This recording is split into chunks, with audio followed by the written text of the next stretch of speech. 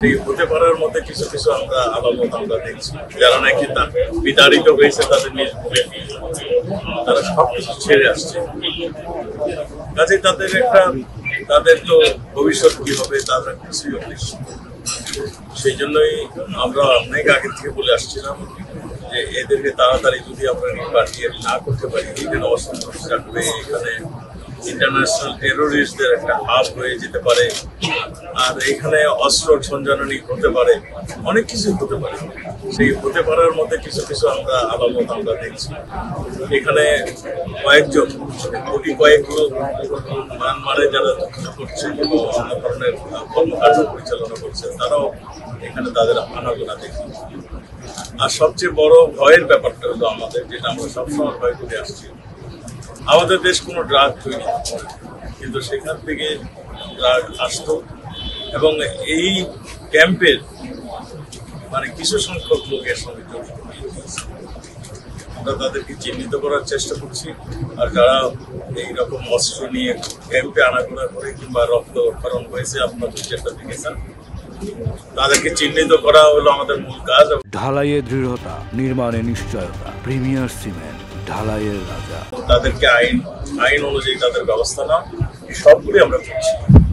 আমরা আজকে এই এপিবিএন ক্যাম্পে এসে আমরা তাদের খোঁজ খবর নিয়েছি, তারা কি অসুবিধা ফেস করছে, তাদের সুবিধা অসুবিধাগুলি শুনে, এবং আমরা এটাই বলেছি যে বাংলাদেশে একটা ইতিহাস সৃষ্টি হয়েছে জঙ্গি দমন, সন্ত্রাস দমন, এবং কোভিডের সময় আমাদের পুলিশ বাহিনী যখন সবাই যার যার অবস্থানে চলে গিয়েছিল, আমাদের পুলিশ বাহিনী কোভিড সময় আত্মমানবতার সেবার কথা বলুন, জঙ্গি দমনে বলুন, সন্ত্রাস দমনে বলুন, তারা যে ভূমিকা রাখছে, আজকে এপিবিএন এই জায়গাটাও সেই ভূমিকাটাই রাখছে।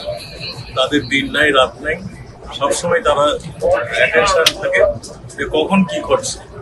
আমরা তাদেরকে বলছি, তোমরা ধারণ সৃষ্টি করেছে, বাংলাদেশ যে এগিয়ে যাচ্ছে তার একটি কাজও তোমাদেরও তারাই হচ্ছে, কারণ তোমরাই শান্তিপূর্ণ অবস্থায় রাখছো বলেই আমাদের দেশ এগিয়ে যাচ্ছে। এদেরকে আরো ভিজিলেন্ট করার জন্য, সন্ত্রাসীরা কোথায় আছে সেগুলো দেখার জন্য, আর তারা যেন আরো সুন্দরভাবে কাজ করে, তারই কিছু পরামর্শ আমরা দিয়েছি। আমরা মনে করি আমাদের পুলিশ ফোর্স অত্যন্ত চৌকস, অত্যন্ত তারা নিবেদিত, তাদের অর্পিত দায়িত্বটা সঠিকভাবে পালন করছে বলেই আমরা আজকে ভালো আছি। না, এটা ঠিক নয়। সমস্ত ইন্টারন্যাশনাল সমস্ত দেশই বলছে তাদেরকে ফেরত যাও। মায়ানমার আপনারা জানেন, ওদের অনেকগুলি এথনিক গ্রুপ যুদ্ধ করছে, এই এখন দেখছেন আরাকান আর্মি যুদ্ধ করছে, আর তাদের আমাদের সীমানার পাশেই দেখবেন চীন রাষ্ট্র বলে একটা ভূখণ্ড রয়েছে, তারা বলতেছে নাকি স্বাধীন। এইরকম অনেক ঝামেলা তারা ফেস করছে, এবং তাদের আমরা অনেক সময় দেখেছি তারা আমাদের সঙ্গে যে সমস্ত কমিটমেন্টগুলি করেছে, আমাদের ড্রাগের সমন্বিতভাবে কাজ করবো বলে আমরা একটা এমইও করছি। এমইও পর্যন্তই শেষ, আর কোনো কাজ তারা করেনি, সহযোগিতা করেনি। আমাদের এদেরকে ফিরিয়ে নেওয়ার জন্য আমি মায়ানমারে গিয়েছি, সেখানে আমরা একটা এমইও সাইন করেছি, কিভাবে 2017-তে কিভাবে এরা ফেরত যাবে তার একটা এমইও হয়েছিল। সেই এমইও পর্যন্তই শেষ, তারপর কোনো কাজ হয়নি। আমাদের সব সংস্থায় কাজ করছে তাদের ফিরিয়ে নেওয়ার জন্য। আমরা মনে করি তারা ফিরিয়ে নিবেন।